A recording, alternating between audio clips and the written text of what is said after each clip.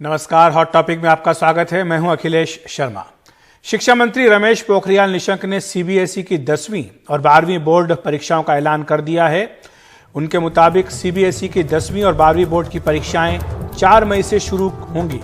10 जून तक ये परीक्षाएं चलेंगी। 1 मार्च से प्रैक्टिकल शुरू हो जाएंगे। 15 जुलाई तक सारे परिणाम घोषित कर दिए जाएंगे। अब हम लोग इस निर्णय पर पहुंचे हैं कि जो बोर्ड की परीक्षा है हमारी, वो बोर्ड की परीक्षा जो 10वीं और 12वीं की जो बोर्ड की परीक्षा है, वो बोर्ड की परीक्षा 4 मई से प्रारंभ हो जाएगी। और 4 मई से प्रारंभ होने वाली ये बोर्ड की परीक्षा हमको भरोसा है कि हम 10 जून तक इसको पूरा कर सकेंगे। और समय पर ही हम लोग कोशिश करेंगे कि हम समय पर उसके बाद कॉपियों का निरीक्षण कराएंगे और समय पर आपका रिजल्ट भी हम तैयार करके करना चाहेंगे। और परिणामों को घोषणा 15 जुलाई तक कर देनी चाहिए। प्रैक्टिकल की जो परीक्षाएं हैं वो आपकी 1 मार्च से शुरू हो जाएंगी। मेरी शुभकामना, आप पूरी ताकत के साथ और बहुत आत्मबल के साथ बिना किसी तनाव के आप परीक्षा की तैयारी में जुटे। वक्त भी हमारे पास है और आपको पाठ्यक्रम भी बहुत अच्छा आ रहा है। इस मामले में अधिक जानकारी दे रहे हैं हमारे सहयोगी सौरभ शुक्ला।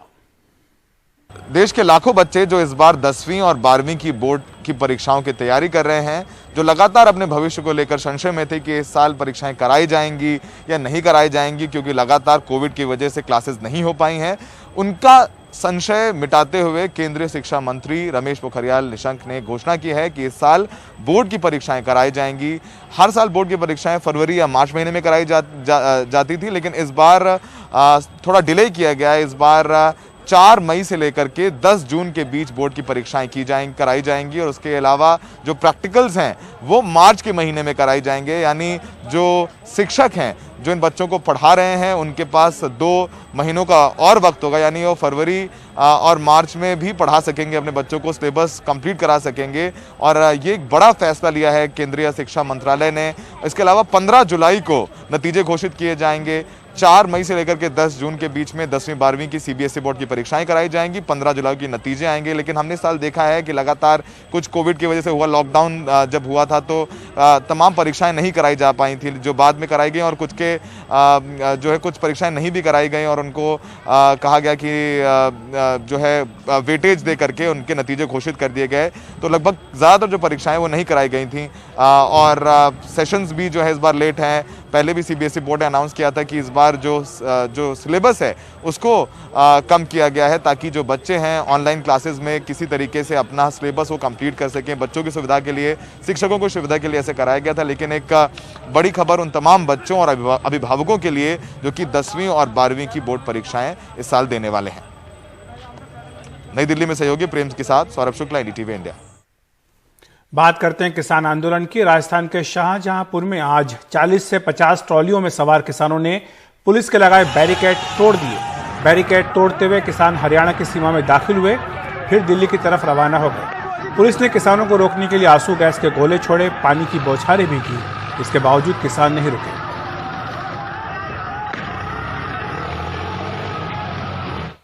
और दिल्ली की सीमाओं पर चल रहे किसान आंदोलन को 36 दिन हो चुके हैं। जैसे जैसे ठंड बढ़ रही है वैसे वैसे सैकड़ों किसान अपनी ट्रॉलियां लेकर सिंघू बॉर्डर पहुंच रहे हैं। एक तरह से पूरा ट्रॉलियों का शहर वहां पर बन गया है। हमारे सहयोगी सौरभ शुक्ला एक ऊंची इमारत पर चढ़े और फिर वहां से दिखा रहे हैं कि किस तरह किसान आंदोलन हर रोज फैलता जा रहा है। दिल्ली और हरियाणा के सिंघू बॉर्डर पर किसानों का आंदोलन जारी है। हम आपको ये तस्वीरें दिखा रहे हैं एक ऊंची इमारत से, जिससे आपको पता लगेगा कि किसान आंदोलन कितना ज़्यादा बड़ा हो चुका है। यहाँ पर आपको नीचे एक ट्रॉलियों का शहर नज़र आएगा।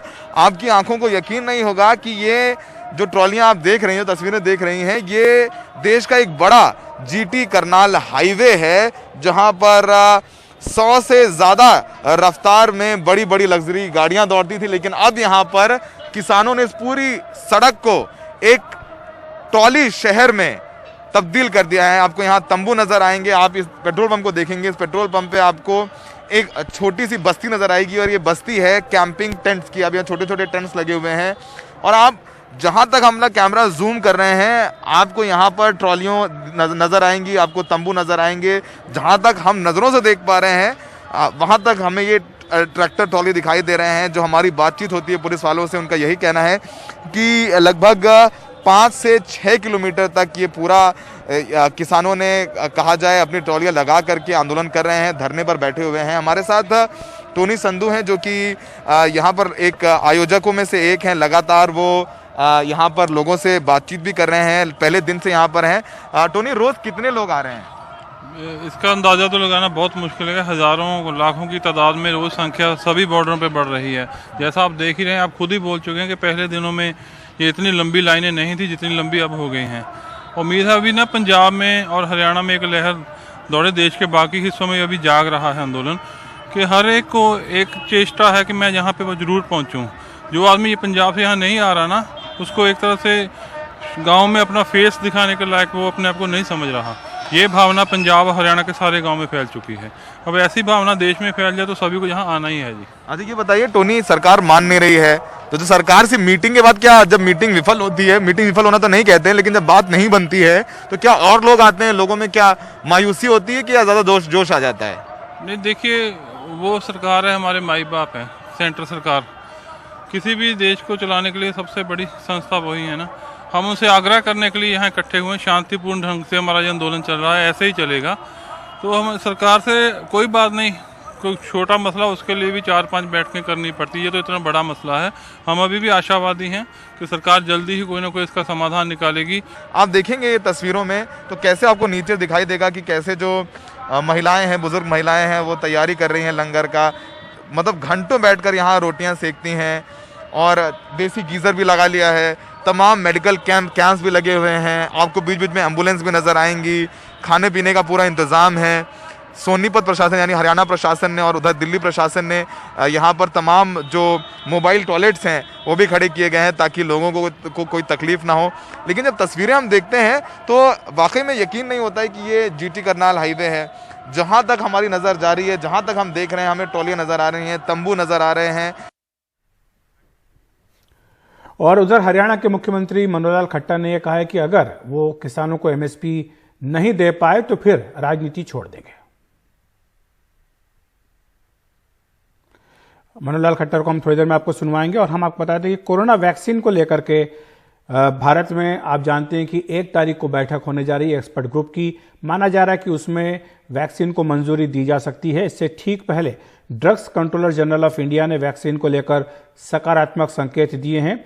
शनिवार को ये 2 जनवरी को पूरे देश में वैक्सीन का ड्राई रन किया जाएगा। उधर यूपी की खबर लेते हैं। यूपी में एक दिल दहला देने वाली खबर आई है। वहां पर बुलंदशहर में 10वीं कक्षा के एक बच्चे ने क्लास के अंदर ही दूसरे बच्चे की गोली मारकर हत्या कर दी है। आपको बताएं कि गोली मारने वाले और मृतक बच्चे दोनों की उम्र एक ही है, यानी 14 वर्ष।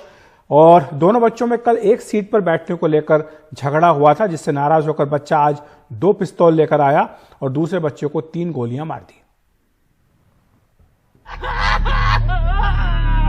एक 14 साल का बच्चा यहां कत्ल हो गया।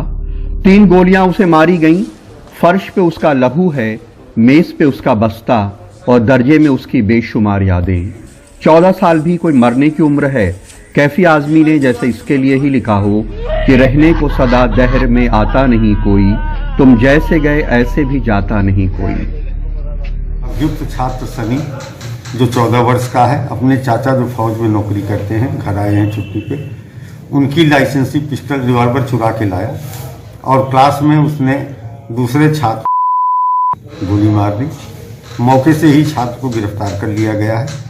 असलहा बरामद है। वो 9 बजे स्कूल आया और 11 बजे कत्ल हो गया। उसे मारने वाला छात्र सुबह से उसके पास ही बैठा था। 11 बजे उसने बस्ते से चाचा की पिस्तौल निकाल के उसे पहली गोली सिर में मारी। जाहिर है कि वो फौरन ही मर गया, लेकिन उसे इतना गुस्सा था कि उसने उसे 3 गोलियां मारी, एक सीने में और एक पेट में भी। पीरियड का परिवर्तन होता है, उस समय की बात है, लेकिन बालक के मनोभाव को कैसे पहचाने ये कुछ जानकारी में नहीं आया। अब वो सेकंड पीरियड जब खत्म हुआ और थर्ड पीरियड शुरू हुआ, उस बीच की घटना है। छात्र के कत्ल के वक्त क्लासरूम में 35-40 बच्चे थे। यह मंजर देख के वे चीखते चिल्लाते बाहर भागे। कुछ तो चीख चीख के रोने लगे। 14-15 साल के बच्चों के सामने उनके दोस्त का कत्ल हो रहा था। गोली मार के वो प्रेयर ग्राउंड की तरफ भागा। कुछ टीचर उसे पकड़ने दौड़े। उसने टीचर्स पे भी फायर किया, लेकिन वे बच गए। उन्होंने उसे पकड़ के पुलिस को दिया। प्रधानाचार्य जी ने एक साथ पकड़ा और मैंने दोनों ने उसको पकड़ने के बाद में उसके हाथ से बड़ा मुश्किल हमने पिस्टल को छीना, जिसमें केशव सर और मैं दोनों साथ साथ थे। प्रधानाचार्य जी के हाथ में भी चोट लगी है पिस्टल को छीनते हुए। एक फायरिंग उसके नीचे भी हुई है, जब हम पिस्टल छीन रहे हैं उसके हाथ से, उसने फायरिंग वहां भी की है। अगर सोशल मीडिया से लेके वेब सीरीज तक हिंसा इतनी ज्यादा भरी हो तो समाज पे उसका असर पड़ना जरूरी है, और सबसे ज्यादा असर अपरिपक्व दिमाग पे होता है। इसलिए इन बच्चों को हिंसक बनाने से रोकना बहुत जरूरी है। बुलंदशहर में मनीष शर्मा और लखनऊ में कैमरामैन राजेश गुप्ता के साथ कमाल खान, एनडीटीवी इंडिया।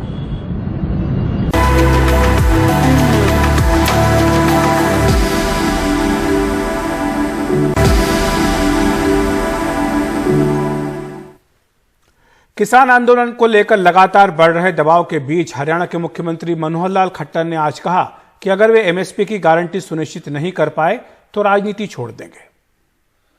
हमने तय किया है, वादा किया है, दृढ़ निश्चय भी बताया है कि हरियाणा में एमएसपी को कभी खत्म नहीं होने देंगे। मैंने तो यहां तक घोषणा की है कि एमएसपी को खत्म करने की किसी ने कोशिश की तो मनोहर लाल राजनीति छोड़ देगा। नए साल के पहले ही दिन कोरोना वैक्सीन को भारत में मंजूरी देने पर फैसला होना है। इसके लिए सब्जेक्ट एक्सपर्ट कमेटी की बेहद अहम बैठक होने जा रही है। इस बैठक से ठीक पहले देश के drugs controller general of India ने वैक्सीन को लेकर सकारात्मक संकेत दिए हैं। वहीं शनिवार 2 जनवरी को पूरे देश में वैक्सीन का ड्राई रन किया जाएगा। सब कुछ ठीक रहा तो शुक्रवार यानी नए साल की 1 जनवरी को स्वास्थ्य मंत्रालय के इस दफ्तर से एक अच्छी खबर आ सकती है। कोरोना के खिलाफ एक टीका आपके पास हो सकता है। Central drugs standard control organization की सब्जेक्ट एक्सपर्ट कमेटी की बेहद अहम बैठक में ये फैसला लिया जाना है। देश के drugs controller general of India ने भी सकारात्मक संदेश दिया है। उम्मीद है कि नया साल शुभ होगा और हमें कुछ हासिल होगा। फिलहाल इतना ही इशारा कर सकता हूं। कमेटी के सामने 2 वैक्सीनों के आवेदन हैं, ऑक्सफोर्ड एस्ट्राजेनेका की कोविशील्ड के और भारत बायोटेक की कोवैक्सीन के। इनके आंकड़ों का आकलन चल रहा है। शुक्रवार को इन्हीं पर फैसला हो सकता है। 2021 इलाज की आशा लेकर के आ रहा है। वैक्सीन को लेकर भारत में हर जरूरी तैयारियां चल रही है। भारत में बनी वैक्सीन तेजी से हर जरूरी वर्ग तक पहुंचे, इसके लिए कोशिशें अंतिम चरणों में हैं। टीकाकरण की तैयारी को लेकर 4 राज्यों में हुए ड्राई रन के बाद अब शनिवार को पूरे देश में ये ड्राई रन होगा। ये देखा जाएगा कि टीकाकरण की पूरी व्यवस्था ठीक से काम कर रही है या नहीं। इसके अलावा भारत सरकार ने कोरोना का टीका लगाने के लिए 83 करोड़ सिरिंज खरीदने के आदेश दे दिए हैं। हम सभी का साल 2020 बहुत कष्ट में गुजरा, ऐसी मुश्किलों में गुजरा जो हमने ना कभी पहले देखी थी ना कभी सोची थी। लेकिन उम्मीद पर ही दुनिया कायम है, दुनिया चल रही है। इसलिए यही उम्मीद करते हैं कि जैसे साल 2020 कोरोना नाम की समस्या लेकर आया था, वैसे ही साल 2021 कोरोना का निवारण लेकर आए। आप सभी को नए साल की बहुत बहुत शुभकामनाएं। दिल्ली से सुकीर्ति द्विवेदी के साथ मैं शरद शर्मा, एनडीटीवी इंडिया। इधर दिल्ली में भी विजय चौक पर नए साल के स्वागत के लिए शानदार तरीके से इसको सजाया गया है। नॉर्थ और साउथ ब्लॉक की इमारतों पर खास रोशनी आज के दिन की गई है।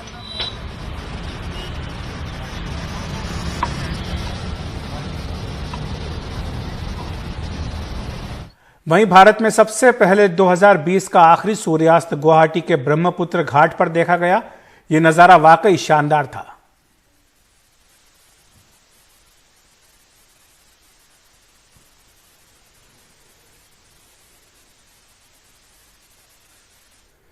तो हॉट टॉपिक में इतना ही। आप सबको भी नए साल की बहुत बहुत शुभकामनाएं।